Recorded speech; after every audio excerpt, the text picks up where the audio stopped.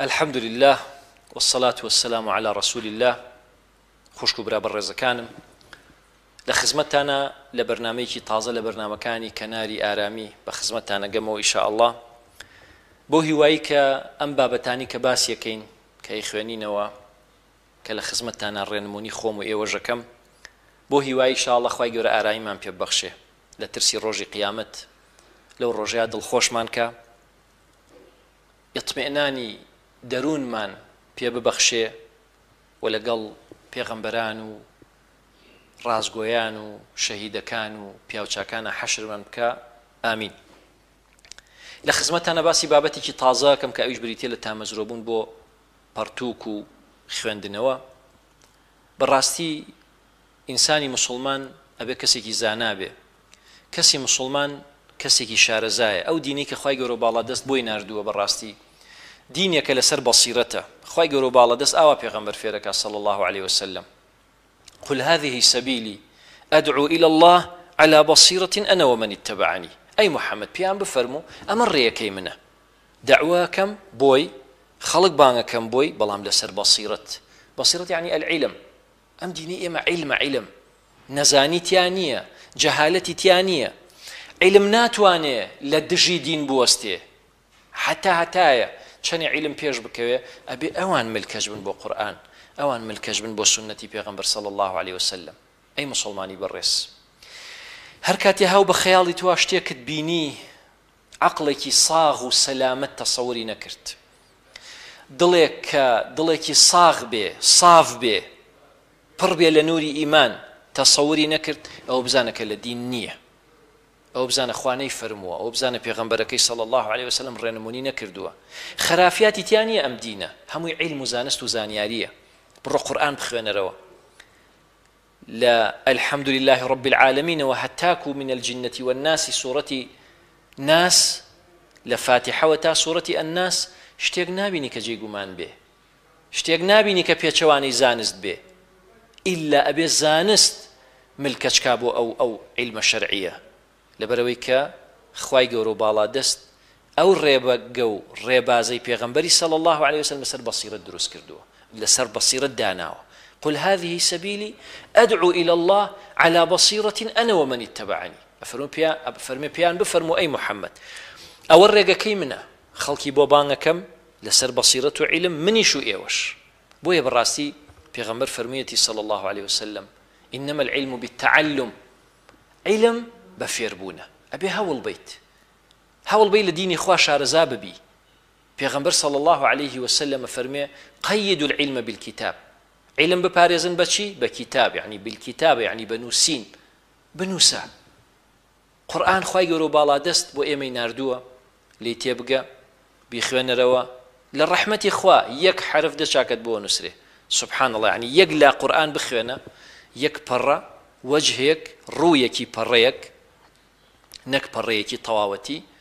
أم ديو أو ديو يك لاي هزاران شاكت بو نسره سبحان الله. هزاران شاكت جاوەرە ئەگەر تۆ جوزئی قورئان بخوێنی، ئەگەر هەموو قورئان بخوێنی، ئەگەر قورئان بخوێنی بە لێ تێگەیشتنەوە ئەفەلا یەتەدەبەڕون القورئان. خوای گەورە فەرمێ ئەوە بۆ قورئان ناخوێنن بە تێگەیشتنەوە ئەم عەلا قولوب ئەقفالها، یانەوە تا دڵیان قوفڵی لێ دراوە. ولو كان من عند غير الله لوجدوا فيه اختلافا كثيرا. خوای گەورە فەرمێ ئەگەرم قورئان لایەن غیری خوا بووە اختلافی زۆری تیا بینرا، بەڵام چونکە لەلایەن خواوەیە اختلافی تیا نییە. بۆیە قورئان بخوێنەرەوە تێبگە کە قورئان باسی سێ شتەکە، یانەوە تا ئەحکامە، یانەوە تا بیر و باوەڕە، یانەوە تا قەسەس و چیرۆکی پێغەمبەران و خەڵکانی پێش ئێمەیە و هەواڵی دوای ئێمەیە، یانەوە تا حکمەکانی حەڵاڵ و حرام و مباح و ئەو شتانی تایە، یانەوە تا تەوحید و یەکخواپەرستی و بیر و باوەڕی تایە، یانەوە تا بریتیە لە چیرۆکێک کە خوای گەورە باڵا دەستی پێغەمبەرانمان بۆ گەڕێنێتەوە بۆ خەڵکێکمان بۆ گەڕێنێتەوە کە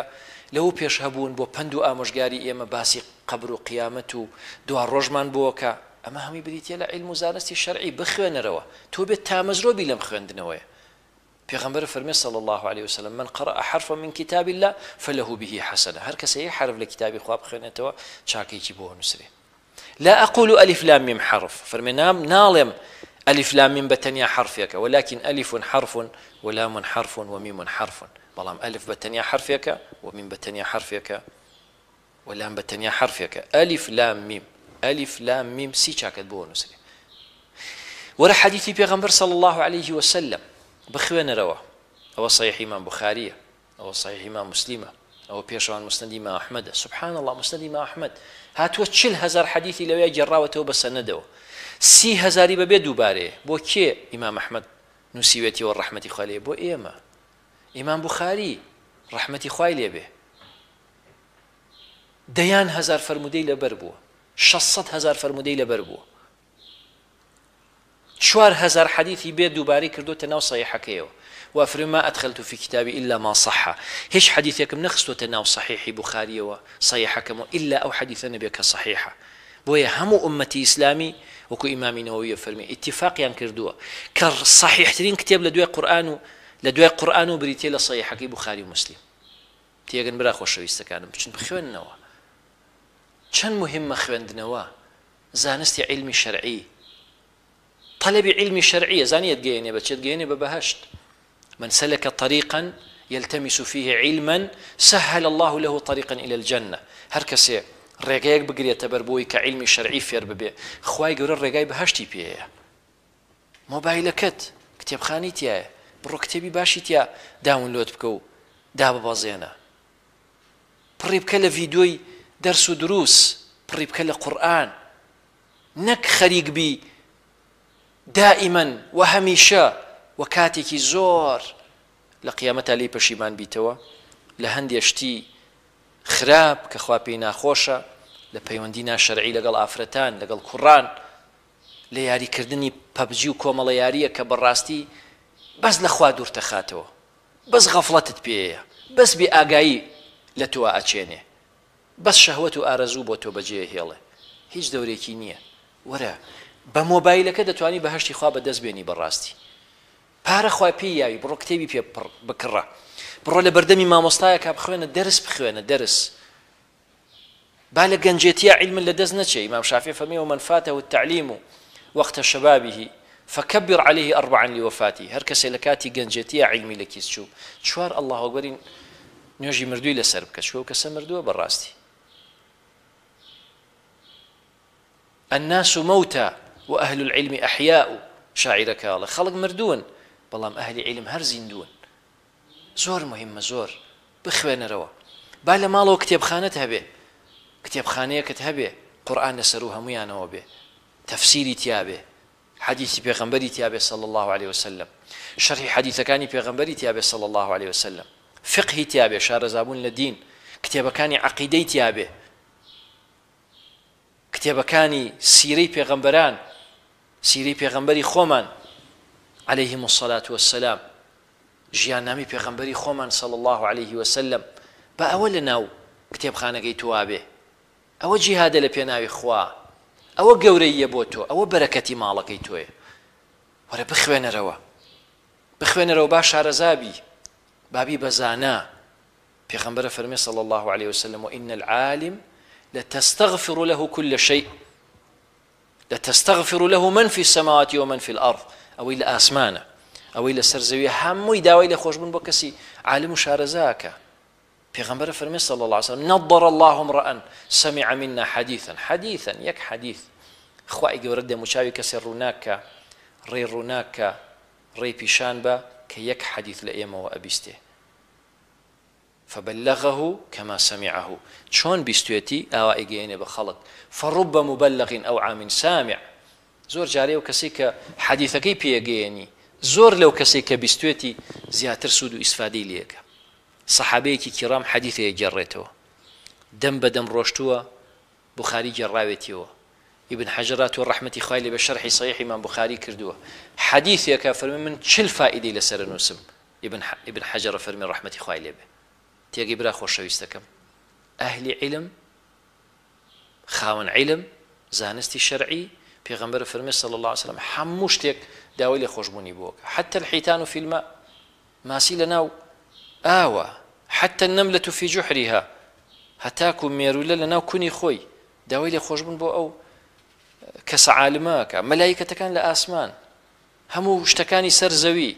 هەر هەمووی داوای لێ خۆشببوونی بۆکە تۆ وەرە بخوێنەرەوە با بگەی بەم پلەپایەیە سوبحان الله چەند گەورەیە یعنی تۆ ئێستا ئەخوێنیتەوە تەلەبی عیلمەکەی ئاسوودەیی و کامەرانی و بەختەوەری بە خۆتەیی کەچی لەولەوە مەلایکەت بۆ دەپاڕێتەوە داوای لێ خۆشببوونە بۆکە لەولاوە هەموو حەشەراتەکان هەموو باڵندەکان هەموو ئاژەڵەکان هەموو شتەکان هەمووی داوای لێ خۆشببوون بۆ تۆکە سوبحان الله بەهۆی عیلمەکەی تۆ ئاژەڵێکی ئیسفادەکە سوبحان الله يعني پیغمبر فرمي صلى الله عليه وسلم وليحد أحدكم شفرته وليريح ذبيحته يكيك ليو با تشخوكي تيشكا بويك آجالكي سربري بمرتاحي آجالك الروحكي دربچي بمرتاحي الروحي دربچي بزانها علم سيري كإسفادي چي بو آجالش إسفادي بو آجالكان شتكان هموي داوي لي خوشبون بو توكن تو علمته سبحان الله إماطة الأذى عن الطريق زەرەرێکی سەرەڕێتۆ لە ئابەی تۆ هاتی ئیسفادت بۆ ڕێگەکەش بوو بۆ خەڵکیش بوو تۆ ئیسلاحی نێوان خەڵکەکەی تۆ ئەخوێنیتەوە تێگەی لە دینی خوا شارەزابی ڕۆژانە ئەبی بە خۆشەویستی خوا ئەجر و پاداشتی زۆر زۆرت بۆ ئەنووسرێ قورئان خوێنی سوورەتی بەقەرە لە ماڵەکە تا خوێنی شەیتانی تر نایەتە ماڵەکەی تۆ چێتە دەرەوە ئایەتەل کورسیە خوێنی دوای نوێژەکان مردن نایڵێت تۆ بچیتە بەهەژی ناکە مردێکیتە بەهەشت بەیانیان و ئێواران سوورەتی ئیخلاس و فەلەق و ناسە خوێنی دوای هەموو نوێژەکانی خوێنی ئەوە بێتە باعیسێک بۆ ئەوەی کە بەڕاستی خوای گەورە لە هەموو ناڕەحەتێک تۆ بپارێزێ گەورەیە بۆ تۆ ئەم گەورەیان دەست خۆت مەیە خۆشەویستیت بۆ کتێب هەبێ بچۆ لەناو خەڵکە دانیشی باسی دنیاکەن باسی ئافرەتەکەن زەم و غەیبەتەکەن خراپە ئەبەخشنەوە بەڵام بڕۆ لە خزمەتی کتێبەکان دابنیشە بەس تووشی چاکەبی مەجلیسێکە بێزەم و غەیبەت مەجلیسێکە پڕ خێر پڕ چاکە هەموو ئەوانە تۆ لە خوێندنەوە لە کتێبەوە دەستەکەوێ بخوێنەرەوە واللهی غیذایی مێشکتە ئەو مێشکەی تۆ ئەو ڕۆحەی تۆ پێویستی بەوەیە کە خواردنی بیتێ خواردنی تۆ لە خوێندنایە و لە خوێندنەوەیە بعثت عالما ومتعلما پیغمبر فرمی صلی الله علیه وسلم خوا منی ناردووە بە کەسێکی عالم بم زانا بم کوردەڵەیان زانا بە یان پرسیار بە یا پرسیار بکە خۆت یعنی شتەکە بۆی بیزانی بە دەستی بێنیانەوە تا خۆت شتەکە بزانە یان پرسیار بە یان دانا بە هەتا کۆتایی پێغەمبەر فەرمی صلی الله علیه وسلم من نێراوم کە کەسێکی عالم بم بە عالم هاتووم بەوە هاتووم کە فێر ببم خوای گەورە باڵا دەست بەهۆی جبریلەوە قورئانی بۆ پێغەمبەری ناوە صلی الله عليه وسلم لا تحرك به لسانك لتعجل به پیغمبر صلی الله علیه وسلم بەپەلە قورئانەکەی وتەوە خوای گەورە پێی فەرموو ئاوا بەپەلەپەل زمانە مەجوڵێنە إن علينا جمعه وقرآنه ئێمە لە دڵی تۆ و قورئانە جێەکەینەوە سابتەکەین لە دڵی تۆ وقورئانە و خوێندنەکەی و فێرەکەین فإذا قرأناه کە ئێمە بۆمان خوێندیتەوە بە واستەی جبریلەوە فاتبع قورئانە تۆ گوێ بگرە بۆیە پێغەمبەر صلی الله علیه وسلم خوێنەواری نەبووە بەڵام هەموو قورئانی لەبەر بووە تۆش قورئان بخوێنە تۆش ذکری خوا بکە تۆش کتێب بخوێنەرەوە تۆش حەدیثەکانی پێغەمبەر صلی الله عليه وسلم پاکش بکەرەوە خزمەتی بکە ئابەمە بەڕاستی تۆ دڵ و دەرونێکی ئارام بەدەسێنی تۆ لە خەم و خەفەت و دڵتەنگی ڕزگارتە بێ تۆ لە قەلەق و وەسوەسە ڕزگارتە بێ تۆ لە نەخۆشی دەرونی ڕزگارتە بێ تۆ لە نەخۆشی جەستەیی ڕزگارتە بێ شێخ ئەلبانی ڕەحمەتی خوای لێ بێ لە تەمەنی نزیک 90 ساڵی 18 ساعت پێشەوەی وەفاتکە تحقیقی حەدیثی پێغەمبەری کردووە صلی الله عليه وسلم علەمایانمان هەتا ئەخیر دڵۆپی خوێن هەتا ئەخیر کسات و کاتی ژیانیان خەریکی زانست و زانیاری بوون سبحان الله خەریکی خوێندنەوە بوون چونکە ئەوان وا حسابیان کردووە چۆن ئێمە پێویستمان بە هەوایە